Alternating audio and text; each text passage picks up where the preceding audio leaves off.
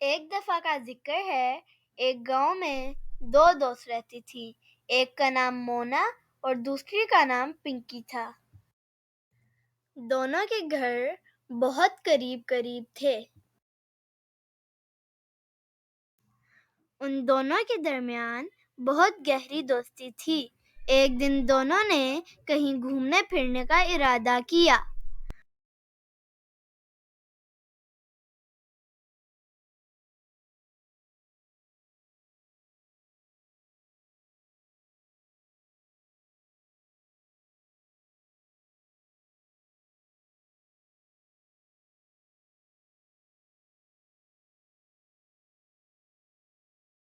ان دونوں کے راستے میں ایک جنگل آتا تھا۔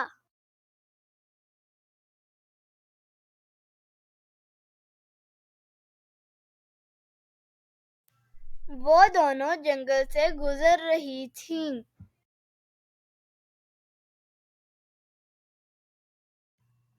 جنگل سے گزرتے ہوئے انہیں ایک ریچھ نظر آیا۔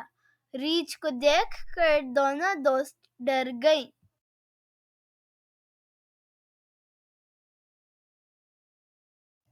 مونا کو درخت پر چڑھنا آتا تھا، جبکہ پنکی درخت پر چڑھنا نہیں جانتی تھی۔ ریچھ کو دیکھ کر مونا تیزی سے درخت کی جانب بڑھی اور درخت پر چڑھ گئی۔ پنکی کو درخت پر چڑھنا نہیں آتا تھا۔ وہ پریشان ہو کر سوچنے لگی کہ میں کیا کروں۔ ریچھ پنکی کی طرف آ رہا تھا۔ پنکی کے ذہن میں اچانک ایک ترکیب آئی اور پنکی زمین پر سانس روک کر لیٹ گئی۔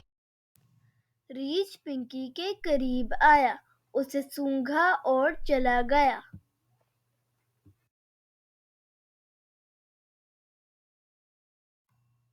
ریچھ کے جانے کے بعد مونا درخت سے نیچے اتری اور پنکی سے پوچھا، ریچھ تمہارے کان میں کیا کہہ رہا تھا؟ پنکی اٹھی اور مونا کو جواب دیا۔ ریچھ کہہ رہا تھا کہ دوست وہ جو مصیبت میں کام آئے۔